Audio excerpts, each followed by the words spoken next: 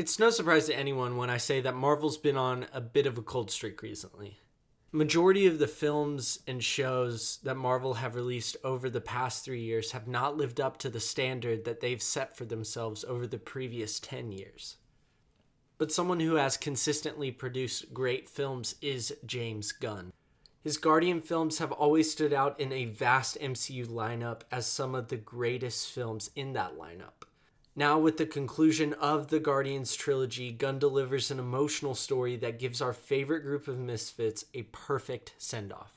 What's up, guys? Today, we're reviewing Guardians of the Galaxy Volume 3. If you have not seen the film already, massive spoilers ahead. We're talking everything in this movie. So once again, if you haven't seen it yet, feel free to click away, go watch it, and then come back when you have. Also, sorry for the dark background. I don't really know what to do with that. So, yeah. Anyway, let's get into it. The movie starts with Baby Rocket getting taken in by the High Evolutionary, which led to many awes in my theater. We then transition to the present where we find the Guardians in the same place where we left them in the holiday special, rebuilding nowhere. We get a really cool opening sequence with the Guardians helping Quill get to bed since he's drunk, which leads to this shot, which scared the crap out of me in the trailers. When I saw this, I was like, wait, they're actually going to kill Peter off? Now, that was first reaction. Obviously, I was like, well, Marvel's usually misleading in the trailers. Maybe there's something up there. There was, but I was still nervous. Thankfully, the scene was in the first 5 minutes of the movie and not towards the end. Whew. Fun fact, though, James Gunn actually revealed that this wasn't Chris Pratt being carried, but rather a 35-pound look-alike. It's actually really cool how realistic it is. Gunn said he put it in his office and scared people because they thought it was Chris, but it's not. It's the replica. I thought that was a really cool fact. Then the moment I had been waiting for years, we are finally introduced to Adam Warlock. And boy, was it worth the wait. He flies into nowhere to try and capture Rocket. In one extremely awesome action sequence, Adam beats the living crap out of all the Guardians and almost kills Drax and Rocket before Nebula stabs him, causing him to retreat.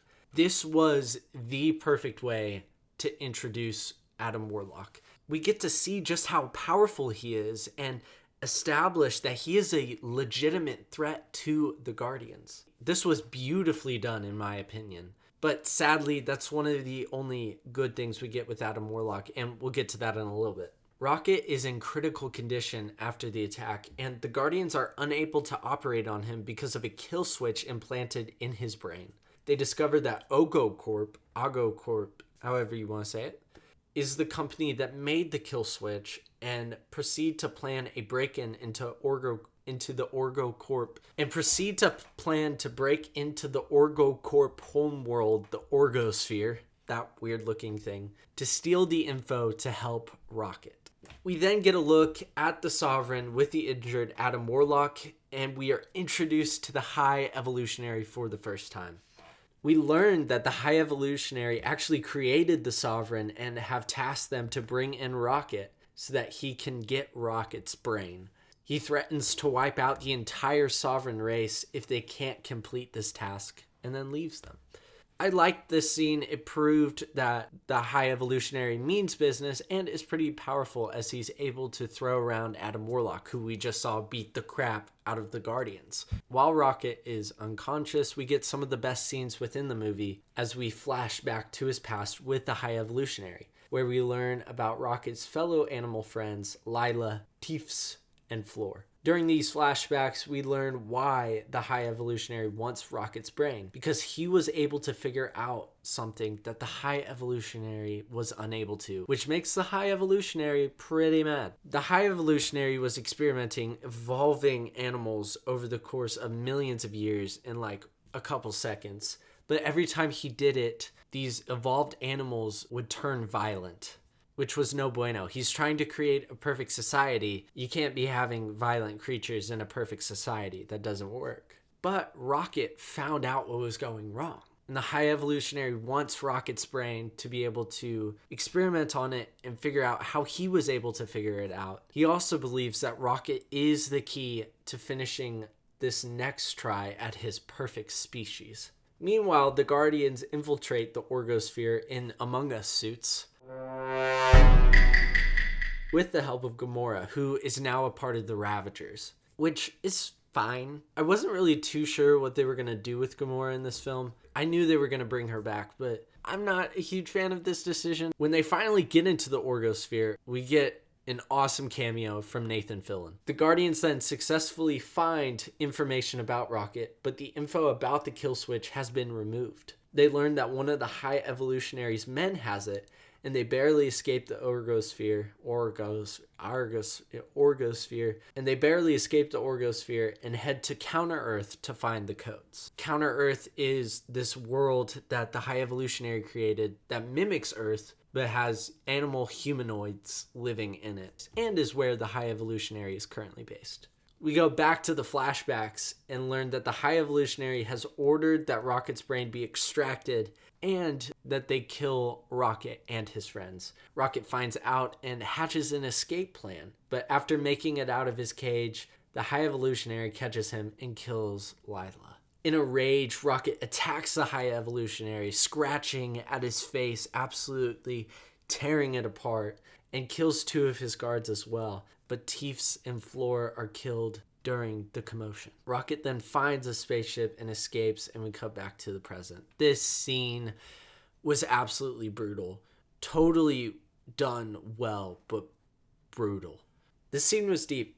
Anyway, the Guardians arrive at Counter-Earth, and we get the first F-bomb in the MCU. And boy, was it perfect. Oh, perfect. And it makes it even better knowing that this was improvised. This wasn't in the script. This was improvised.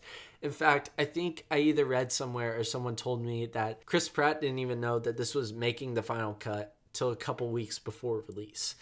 The Guardians split up. Star-Lord, Nebula, and Groot go to find the codes in the High Evolutionary's pyramid, while Drax, Mantis, and Gamora stay behind to protect Rocket. On the way to the pyramid, the group sees all the imperfections in this perfect world. Poverty, drug deals still happening, people getting jumped in the street. There's still imperfections in this so-called perfect world. When they arrive at the pyramid, Nebula is denied entry because her arm's like a weapon, and they don't allow weapons in. But little do they know that Groot's got something behind his back. Back at the ship, Drax tricks Mantis into going towards the pyramid, leaving only Gamora left on the ship. And, wouldn't you know it, Adam Warlock and Aisha, the head leader of the Sovereign, show up to capture Rocket. At the same time as them, one of the High Evolutionary's minions, Warpig, also tries to capture Rocket, but is unsuccessful and is killed by Warlock. Back at the pyramid, Star-Lord and Groot finally confront the High Evolutionary and discuss his imperfect creation. The High Evolutionary agrees this is not the perfect society, and decides to blow up the planet and send the pyramid into space. Star-Lord and Groot get into an epic gunfight and successfully find the man with the codes and push him out of the pyramid and back down to the surface. There they strip the codes and Gamora picks them up in the ship and they head off to space. Drax and Mantis catch up to Nebula and, believing that Star-Lord and Groot are trapped on the pyramid, hop on in hopes of saving them. Little do they know they're not on the ship still. Once on the ship, they find a bunch of children but are captured. But Drax has a little dad moment, so, was it really that bad? Back to Adam, he tries to save Aisha, who is still at the ship, but is ultimately too late as she dies in the planet's eruption. Back on the ship, Star-Lord and Gamora are able to deactivate the kill switch, but Rocket flatlines and has a little Harry Potter white train station moment with Lylla, Teefs, and Floor. It's a really heartfelt moment, and I really thought Rocket was done, but Lylla tells him he is not ready to join, and he regains consciousness and joins the Guardians again. We now transition to the final act, and Peter calls upon Kraglin and Cosmo, and they pull up in nowhere, which I didn't know was a drivable spaceship, but I guess it is, and begin a battle with the High Evolutionary's forces. Peter and the rest of the Guardians then crash into the High Evolutionary ship. We then find Drax, Mantis, and Nebula tracked with 3 I don't know how to say this. They're the monsters from the beginning of Guardians 3. You know, the one that was trying to eat batteries. Those things. Anyway, Mantis is like, oh, they just like batteries. They're kind of scared of humans and tames them, calms them down, and they ride him out to meet the rest of the Guardians team. Cosmo, the real MVP, connects the two ships together to allow the children to escape to nowhere. Then we get one of the best hallway fight action sequences where the Guardians just absolutely demolish the High Evolutionaries' forces. Adam shows up again and is ultimately defeated, but the Guardians spare his life. Rocket then finds a group of baby raccoons caged like he was at the beginning of the movie. And at this moment, Rocket is forced to accept that he is, in fact, a raccoon, as the label in the cage says raccoons. Pretty cool moment. He then decides to free all the animals, which leads to a final confrontation with the High Evolutionary. All the other Guardians show up, join together, and absolutely overwhelm the High Evolutionary. They leave him scarred and alone to die with his ship and escape with all the animals. During the evacuation, Quill almost dies in space while trying to save his Zune, but Adam Warlock swoops in and rescues him.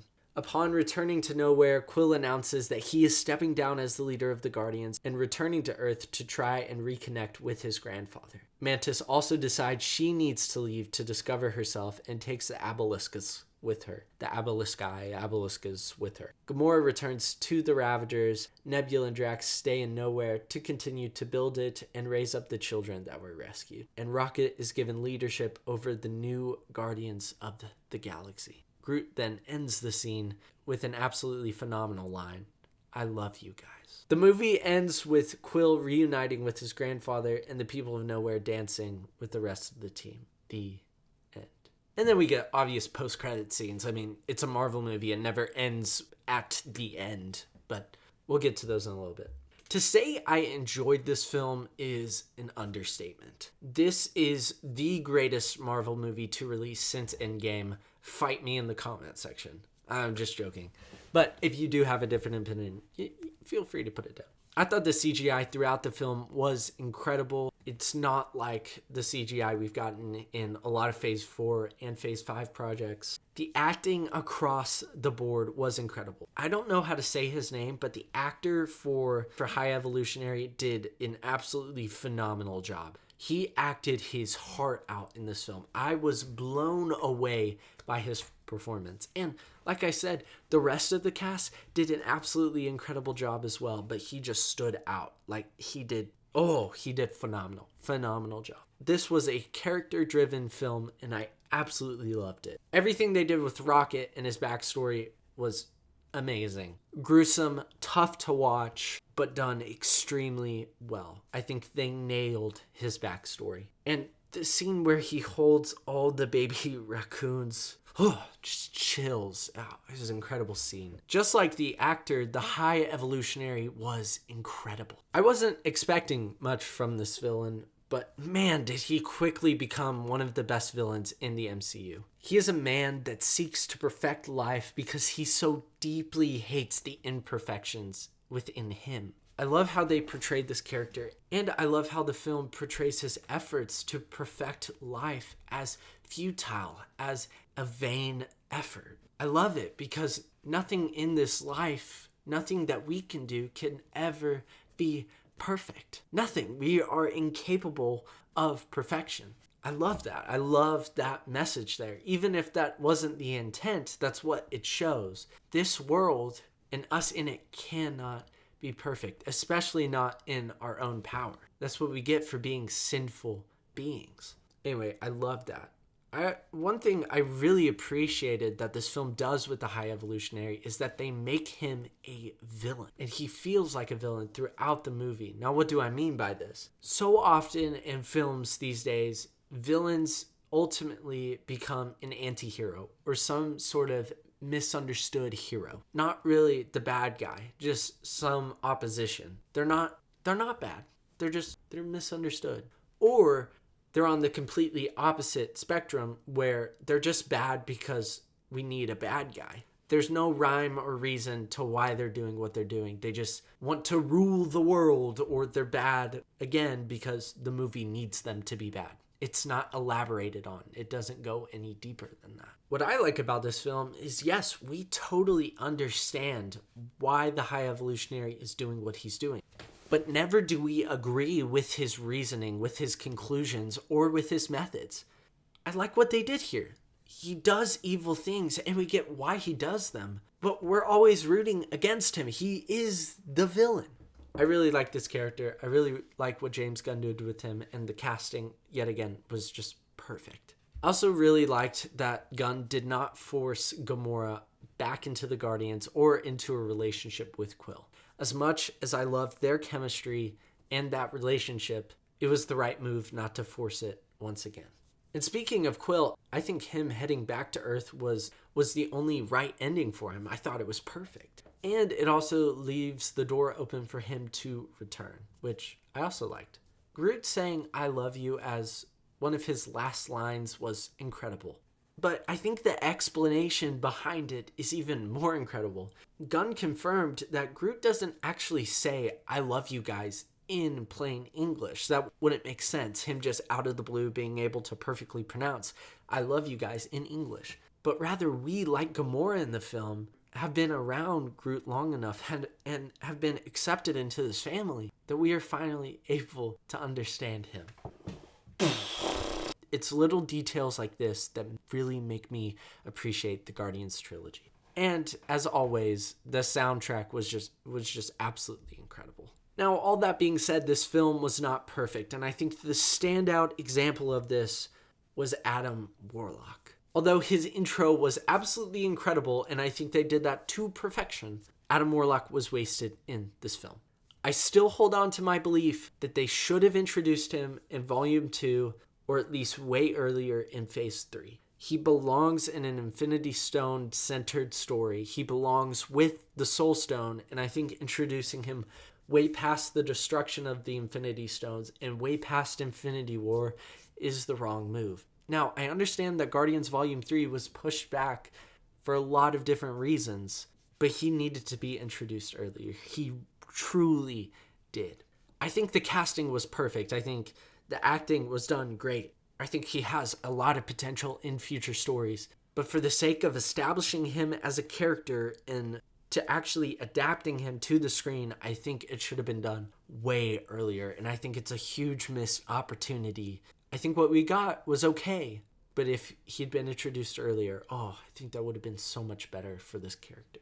The movie also feels long. Now, don't get me wrong, going into this film, I wanted it to be long. And at 2 hours and 30 minutes runtime, it's the longest of the Guardian series. But as much as I appreciate its length and the extent it goes to flesh out these characters and to give them proper endings, I do have a feeling on rewatch it's going to feel really long. Now, that all being said, I probably wouldn't cut a single scene out of this film. So it's a minor problem that you just kind of have to deal with because all these scenes pretty much needed to be in the film. So yes, sometimes it is slow, but I think it's worth it, and I think it's worth the long runtime. Also, the new Guardians team is fine. I mean, I like Groot, I like Kraglin, I like Rocket, and I like Adam Warlock in it. But like one of the kids being in it, and I think there's someone else in it, I'm not really sure. It's alright. Like Alpha Groot was really cool. I love seeing that. But as the new Guardians team, it's like, it's alright. It's alright for now. I'm sure they'll add new members and it will get boosted and it'll be